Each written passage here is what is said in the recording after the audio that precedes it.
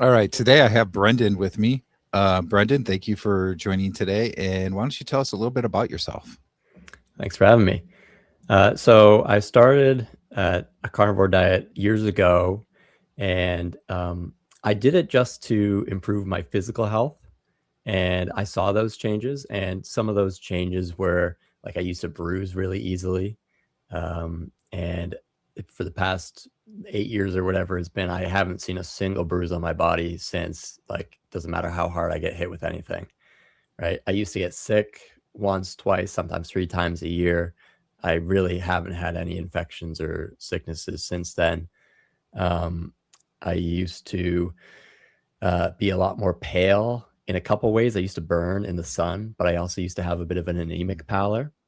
Um, and a couple other things. But uh, like I was really happy to improve my physical health. But what surprised me was that my mental health changed as well.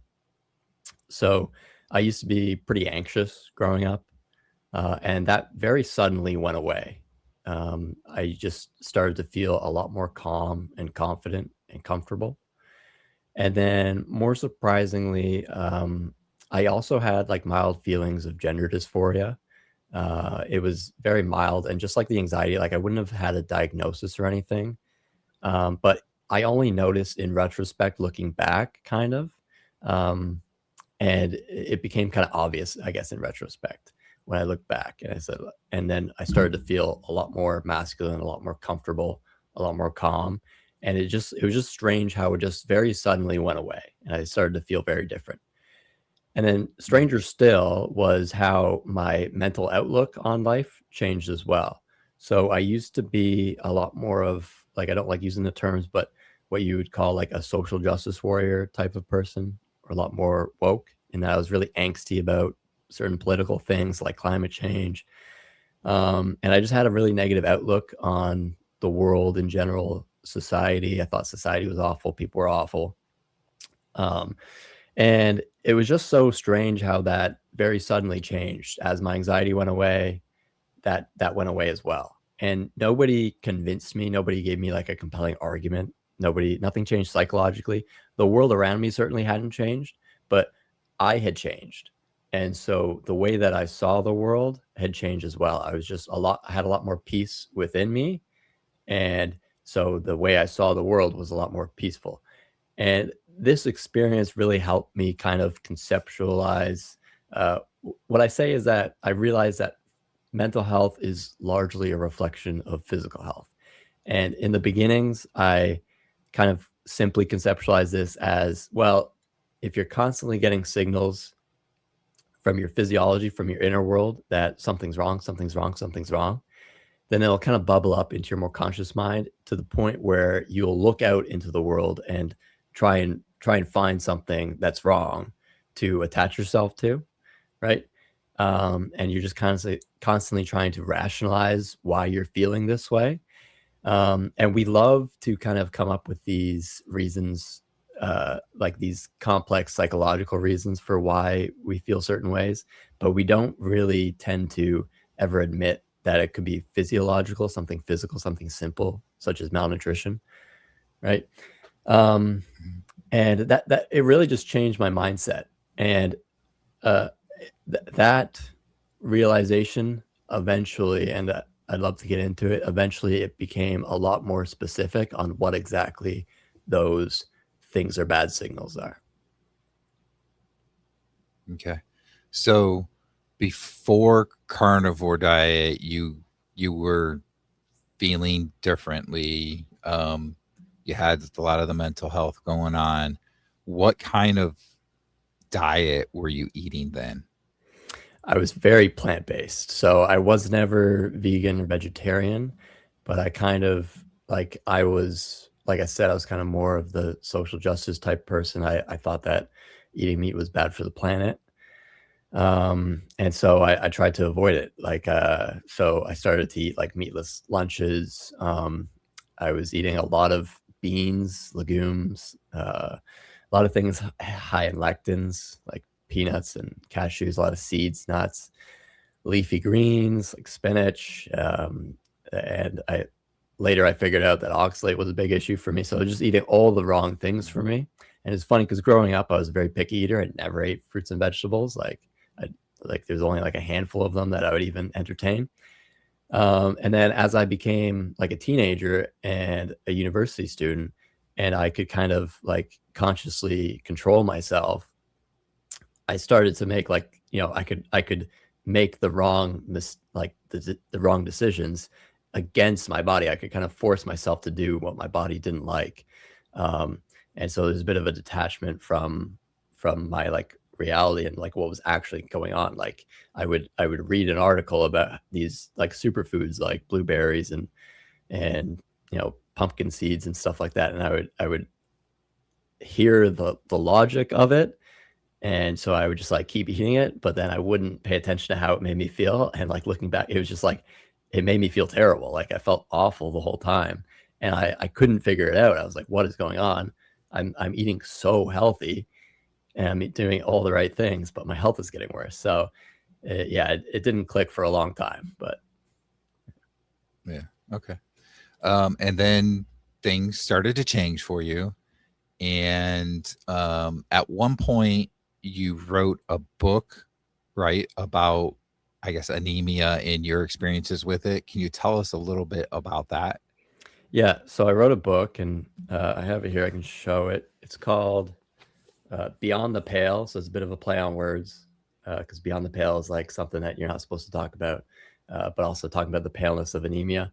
Anemia, the visible yet unseen cause of mental illness and gender dysphoria. And basically, what I started to realize was that I wasn't the only one who kind of fit this pattern. So, like, I first noticed it in myself, right? I used to be plant-based. I used to be really pale. I used to be anxious, feelings of gender dysphoria, and a bit of a social justice warrior, right? And then I started to notice that, like, I wasn't the only one who, was like that. And there are a lot of people who fit that exact pattern.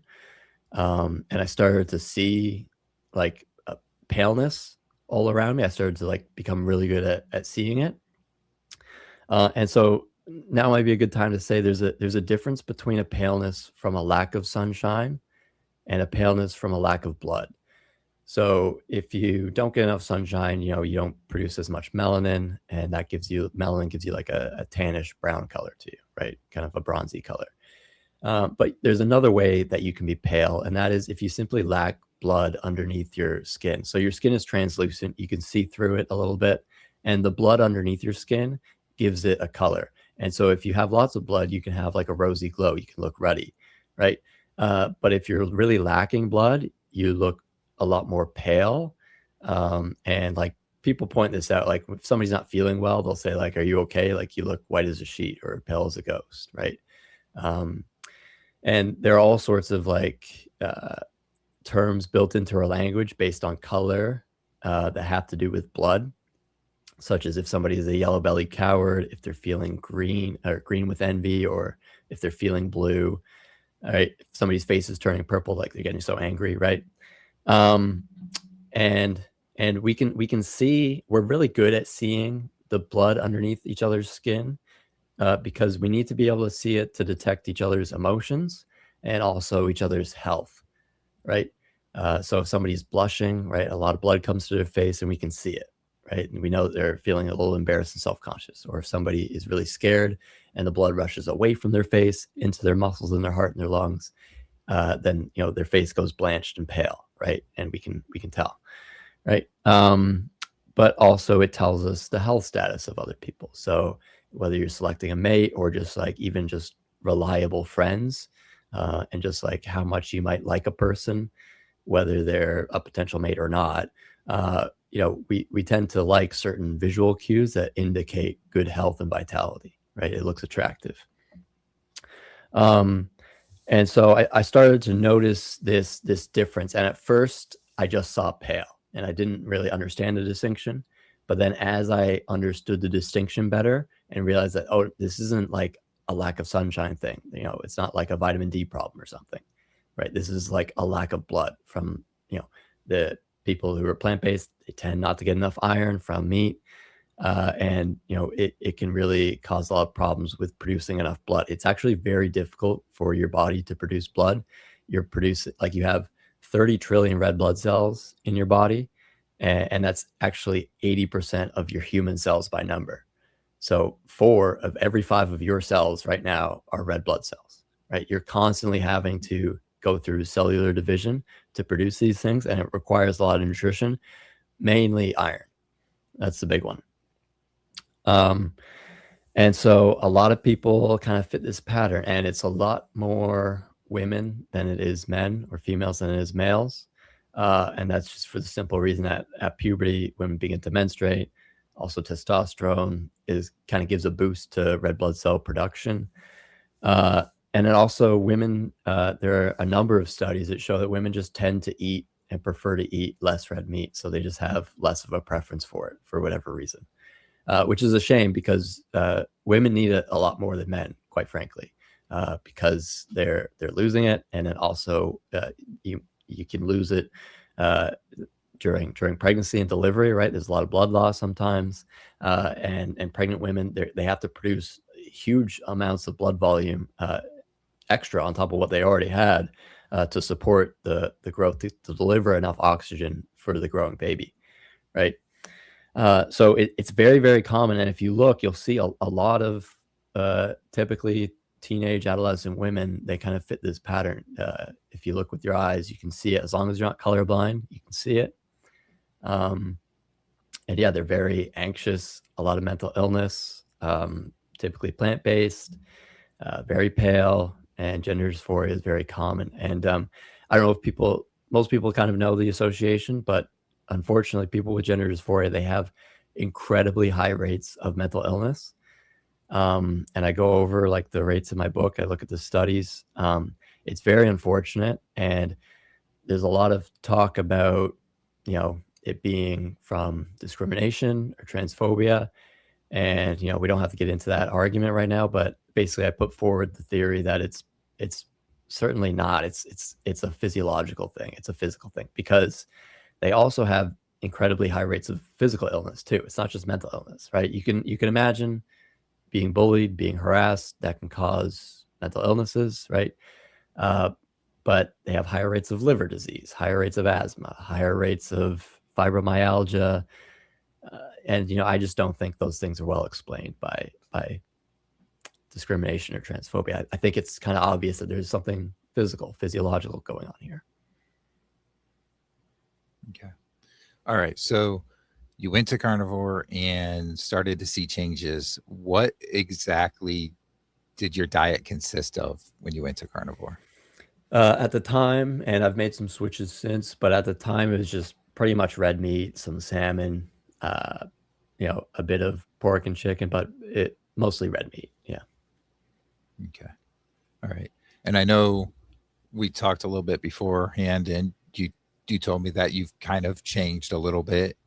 So my assumption here, and you can correct me if I'm wrong, but you kind of did a lot of healing with Carnivore.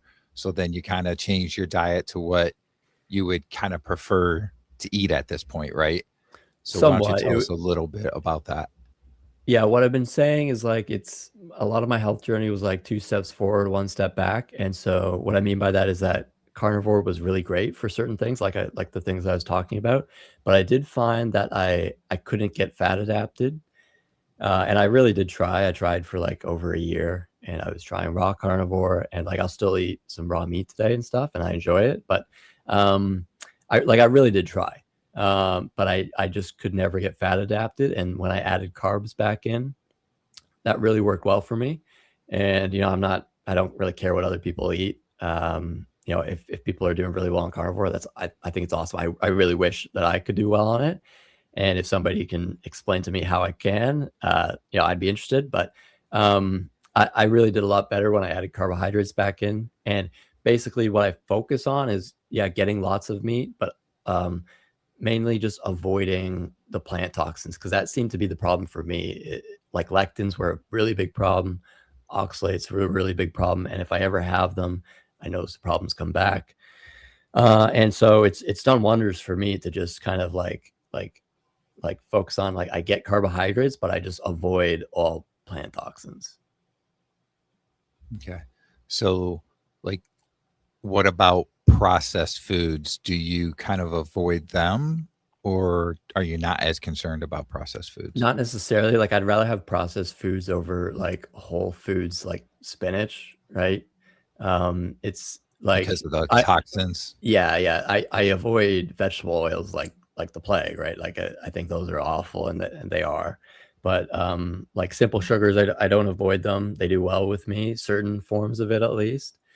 It's kinda weird, but, like, yeah, it's just that's just really what's been working for me, and so I've as soon as I adopted like the pragmatic stance of like, don't just listen to this abstract theory of like what ought to work, actually do what works.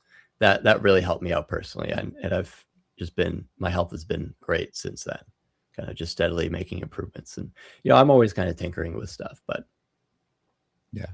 So you could say more of find what works well for me, like my N+1 experiment, right? yeah, yeah, What exactly. seems to work best for me. Yeah. Okay. Yeah. All right. Um, so what I think I heard you before, this might have been before we started talking, you mentioned rice. Like what other types of foods have you brought back in other than eating the meat, obviously? More dairy, yeah, the rice, and then like, it sounds funny, I don't even, like, wanna say, but, like, I'll drink, like, sodas and pops with it's just, like, sugar water, and it just has, like, a couple other things that, like, aren't ideal, but, like, again, I just do what works, and it worked for me, and because I find it really hard to get enough calories for myself. Like, I'm on the thin side, and I find it hard to put on weight. And I was really struggling before that. I was kind of struggling to like have enough energy and like body heat. It seemed maybe my thyroid was kind of down a little bit just from not getting enough calories. And so when I kind of just like focus on like get the calories in, if it's sugar, it's sugar. And I do like I'm pretty picky about which ones, but it's kind of funny because like in the pops it's glucose fructose, and that works well for me, but something that's more, like, natural, like honey or cane sugar or maple syrup, those I notice those ones don't work well for me, so it's nothing I don't know, it's nothing, like, abstract or theoretical, it's just, like, whatever works for me, um, and so, yeah. Yeah. Like so the different sugars that don't work, how do you know it's not is how does it make you feel, I guess? I'll have, like, more blood sugar variations, I find, Okay. and that might make, like, my feet cold. And, like, I don't even know if this is, like, officially, like, a sign, but, like, it'll like, my peripheral, circulation will kind of contract a little bit, um, or, like, just, like I don't know, you just kinda, like, feel if your, like, blood sugar goes up and down a bit more, um, like, kinda like if you get, like, tired after or something, um, but, yeah, it's not a science, I guess it's a bit more of an art, just kinda listening to myself. Okay.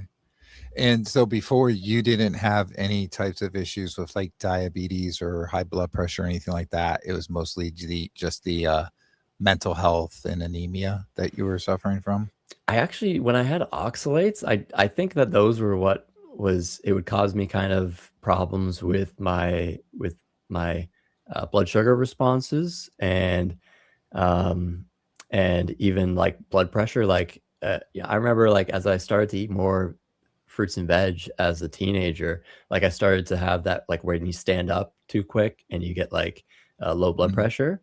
I started to mhm, have that, and, like, I haven't had that in years, that went away, and then even just, like yeah, I think my blood sugar reactions were worse then, and, like, I find that, like, fruit sugar for some reason, like, if I have fruits, I don't know if it's the sugar in the fruit or just, like, something else, but, like, it'll also do that, like, it'll kind of reactivate like, I have Raynaud's sometimes, like, my bad circulation in my hands and feet, and, like, fruit will kinda bring that back, but, uh but, yeah, certain things won't, so it's a bit of a mystery, and I'm a bit of an odd case, I find, but yeah. Okay. So about the oxalates, what kind of issues did you experience there? Because I know a lot of people will have like oxalate dumping where they'll have issues with joint pain and stuff like that. Did you Mhm. have that kind of experience or did you have other experiences with the oxalates? Definitely some joint pain at times. Like I've noticed because you're able to notice things more after you're aware of them, right? And so when like I became aware of oxalates, then I could kind of like and then I mess up and I have something that I shouldn't, and then I can notice better after. And like if I would mess up and have something high in oxalates, and then especially if I did something like a hard workout, like resistance training, or like if I was like diving around playing a sport, I would be way more sore, like way more sore. And like Mm, normally now I don't get sore at all. Um, and then another thing was um, like urinary problems, like kind of like just like like dribbling after you pee, and like you know that shouldn't happen, right? And oxalates do tend to cause a lot of like urinary tract problems with like the kidneys and the bladder and stuff. Sometimes like things would show up in my skin and I wasn't sure if it was what they call oxalate crystals or not. And I know some people like don't believe oxalates are a bad thing at all or anything, but I don't know. This is just what I noticed. And then another thing, this like might sound really strange, but like very mild autistic like syndromes or symptoms. So like I found that one time I messed up and had a bunch of oxalates, and like I really struggled to make eye contact. And like growing up, that used to be a problem for me. It wasn't mm, terrible, but like I wasn't very good at it, and it kind of just like felt uncomfortable. And then it wasn't until this one time when it was just so obvious because like I noticed that like eye contact was more comfortable now, and then it came back, and I just like had to look down. Like I could not look up, and like I was like, "What is going on? Like this is crazy." Um, and then a little bit more anxious too with the oxalates. I think those were contributing. Um, and I'm trying to think what else. Uh, I think there's a couple other things, but off the top of my head, I might not be able to remember. okay. I know I definitely believe in issues with oxalates. Before I did carnivore, I had actually lost weight, quite a bit of weight, another way where I kind of starved myself somewhat, Oh yeah. a little bit. But one thing I would do every morning, I'd have a protein shake with 2 cups of baby spinach. Oh no. And I worked out too, and I was always sore. It seemed Yeah. like I was always getting hurt. I used to have bad flare ups, especially in my feet. And after I stopped eating all that stuff and went to carnivore, it went away and I don't get any flare ups anymore. Yeah. So I definitely 100% agree that oxalates can cause a lot of pain for That's people. awesome. Yeah, like people just got to look up the low oxalate group on Facebook, and like to add on to what I was saying earlier, like a lot of autistic parents of autistic kids, like they do find that their kids do a lot better in a number of ways when they go low oxalate. So like Mm, I'm not like the only one that kind of had that experience. Oh, another one that I just remembered now is I used to not be able to talk well. Like it was literally a problem articulating my tongue and vocal muscles, and I would just kind of it, like it would get sticky and like it wouldn't work properly. And so um, like I could speak a lot more clearly afterwards when my tongue was literally just more physically articulate. mm, yeah. All right. So let's talk a little bit about exercise. You brought that up. Do you do a lot of exercise? And if you do, like what kind of things do you do? Uh, these days, I've pretty much stopped resistance training. Not like it was like a conscious choice, but like I'm really busy with sports. I play a lot of sports. So like I was just playing Mm, beach volleyball today. I play table tennis, try and go out twice a night or twice a week for like 3 to 4 hours at times when I go. I play tennis. I play slow pitch and hardball, and like I mountain bike. Yeah, I feel like I'm missing one, but like so mm, like that's what I'm doing like right now, right? So it's pretty busy right now, especially in the summer. So, and I'm happy doing that. Like I don't intentionally exercise a whole lot when I'm this busy. But in the past, I've typically liked to do a bit of resistance training, but I've definitely taken it more easy over the years, and I think that's been good for me. I just like when I was doing it, I would just work out in my backyard, a lot of body weight stuff. Just put like a cinder block on my back, do some push-ups, stuff like that, chin ups, dips, lunges. But yeah. Yeah. Okay. I mean, I definitely would consider all the sporting activities that you're talking about exercise. So you're just Yeah, yeah, not doing strength training as much as doing other things. But yeah, when you think about it, like a long time ago, people didn't really just sit there and lift weights. They were just active, constantly active doing yeah, things, right? And that was their exercise, I got. So yeah, yeah. yeah. People should just do whatever they enjoy, right? Like if you enjoy working out, do it. Like if you enjoy playing sports, that's awesome. Yeah. Yeah. Have you always been pretty active, or is that just more in the last few years? Yeah, yeah, I've been very active my whole life. And another thing that I noticed with oxalates, it just like it feels like it widened my scope of like vision in like a sense of my attention. So like if I was like playing sports, like soccer, I used to get a lot more kind of like tunnel vision. And then I noticed that like it just kind of like widened a lot more, and I can just kind of like think a little bit more clearly, but also just like Mm. it might have just been like an anxiety thing, but I don't know. It's just like a better, wider perspective, and kind of can take in more information from the periphery. Yeah. Okay. So let's talk about your YouTube channel a little bit. Substitute teacher. So I'll have down in the description a link to your YouTube channel, but it's at substitute teacher, correct? As Or substitute professor? professor. Yeah, Substitute professor. I'm sorry. Yeah, yeah, yeah, that's professor. good. So why don't you tell us a little bit about what you do on that channel? Yeah, so I basically started it to talk about this pattern that I saw, because I felt like a crazy person being the only one who seems to see it, and it seems so obvious to me. And like I know a lot of people might, uh, you know, probably not your listeners, but there'd be plenty of people in the world that would be angry at me for what I'm saying, and kind of take it out of context. But I think it's an important message. Like I'm talking about it because I really care about people's health. Like, I, you know, I s- like there's a lot of people struggling with mental illness and physical illness, and like I know how much it sucks. Like it really sucks. And so like when I see something and I see a solution, like I love to share it. And like for myself, like when I was ill, like I had to get to a solution. Like there was no acceptance of it at all. Like I knew I was going to figure it out. Like I had psychosis for a bit. And like I was scared, and like it sucked.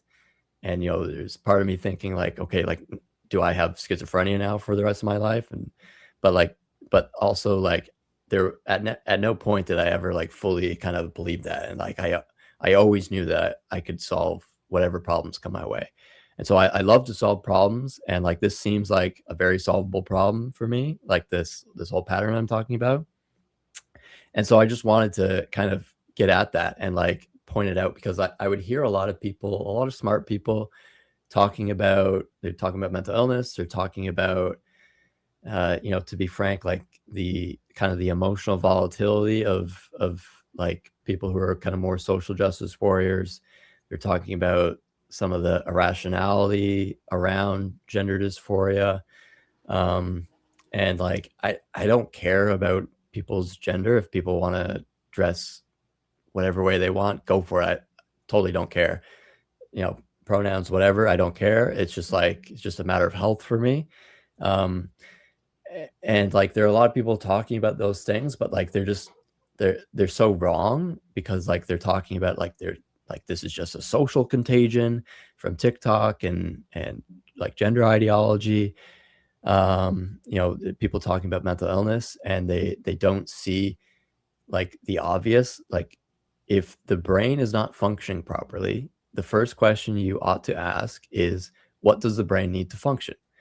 And number one on that list is oxygen. And so we haven't really gotten into this much, but like anemia is a problem. Iron deficiency is a problem, not because the body needs so much iron per se. Iron is used in a lot of things, but why iron is so valuable is that it produces the hemoglobin in your red blood cells, and the hemoglobin delivers oxygen, and oxygen is incredibly important. Oxygen is needed for everything.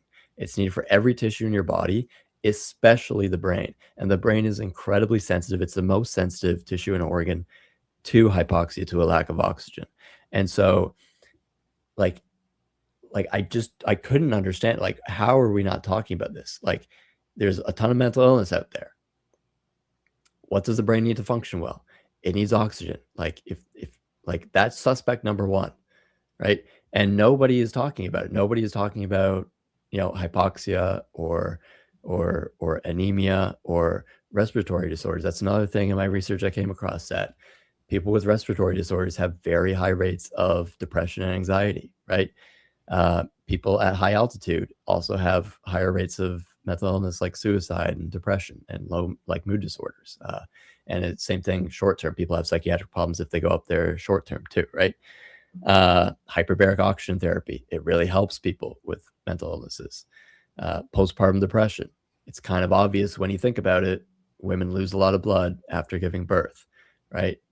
There's arguments about it being a drop in hormones, but I kind of tackle that in the book. Like, it doesn't make any sense.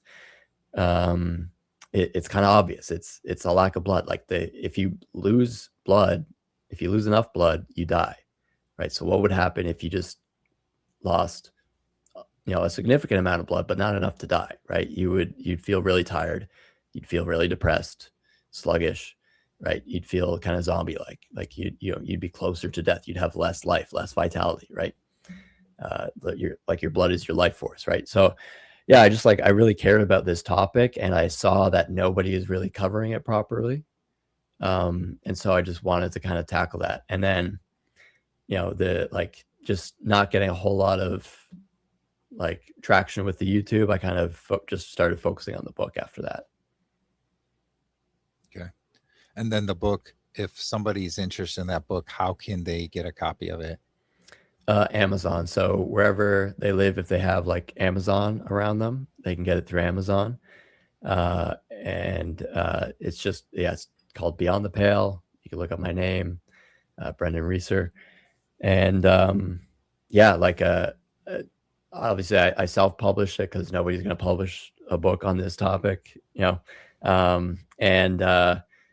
so I have to market it myself.